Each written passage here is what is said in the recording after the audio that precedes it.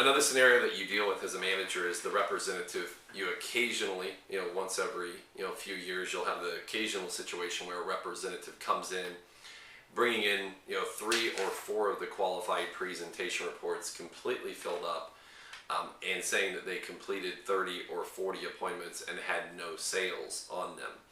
Now, obviously there are ways to avoid this situation.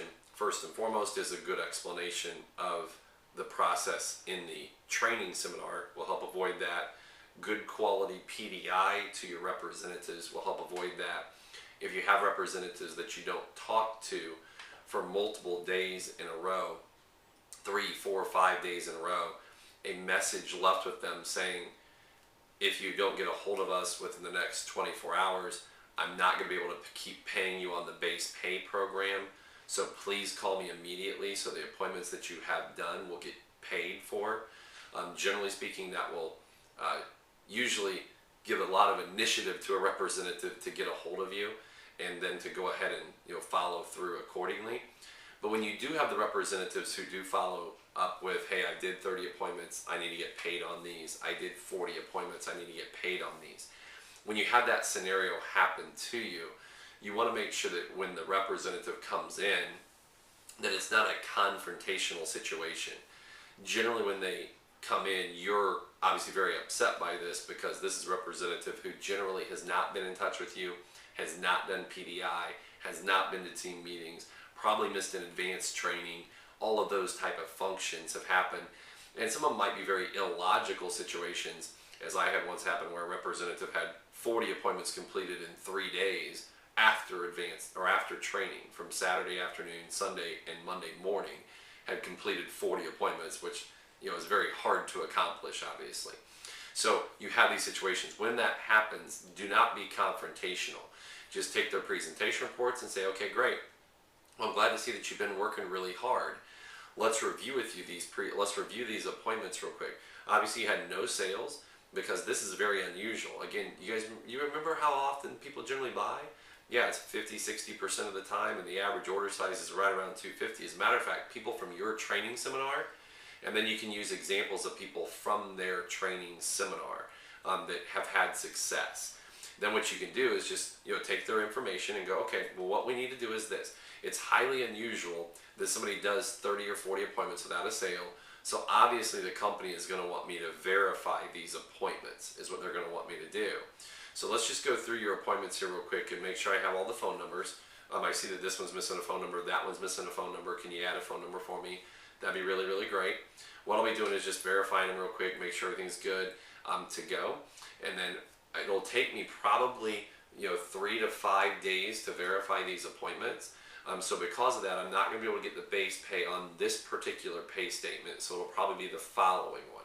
So just being very upfront with them that if it's a Wednesday afternoon when they drop these things off, that it's not going to be on the next check that comes on Monday. It would be on the following week's check. So making sure that you're very upfront with them about what's going to happen. The second thing to do then, again, don't be confrontational, explain the process. So I guess the third thing to do in this situation would be then with this representative going through and saying, now, as you know, based on the sales rep agreement that you filled out, the appointments need to be with people who are over 25, people who are gainfully employed on a permanent basis, and also that the appointments were done one-on-one, not group settings. So can you tell me real quickly here, were any of these appointments done with people who are under the age of 25? Because if they were, let me know now, because obviously if I call them and they let me know that, it's going to look bad to myself as well as the company that you put people down who weren't really qualified on a qualified presentation report. So are any of these people under the age of 25? Have them go through them with you. Are any of these people, people who are not employed? So are these people all gainfully employed on a permanent basis, so full-time permanent positions? Great. And did you do any of these appointments in groups, or was it just each person was an individual appointment in their own home? Great.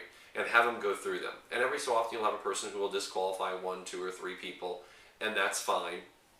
But making sure that you make them fully aware of what a qualified appointment is as well. If you covered it the way referenced earlier when it comes to every 10 presentations need to be reviewed by your manager, You can also then reference with them, now obviously you turned in 30 appointments, you're supposed to verify them after every 10. Is there a reason you did not do that? And then asking them that. And generally speaking, by the way, these other 20 appointments will not be on a qualified presentation report at all, because of the fact that you have not given them more qualified presentation reports. Sometimes you'll have a person make some copies, but in general that doesn't happen. So ask them, say, why did you not come back and get another presentation report after every 10 like we had asked? Let them explain themselves. Again, non-confrontational. I'm not going to do this to create a fight or to create an incident. Simply just to let them respond, so that way they can respond to it. Sometimes they'll become very defensive and protective, but you just keep a very open mind and say, okay, great, we'll be verifying these. Then the next step that you would take is immediately have yourself or an assistant manager verify the appointments, and then follow back up with that representative immediately after verifying the appointments to let them know what is going to happen with their pay on either side, whether they're going to get a full pay or they're going to get a partial pay in the process. Because again, it's your responsibility as a manager to take care of those situations, because again, preventive maintenance is the key. Problems will reappear. They will not just disappear in the process.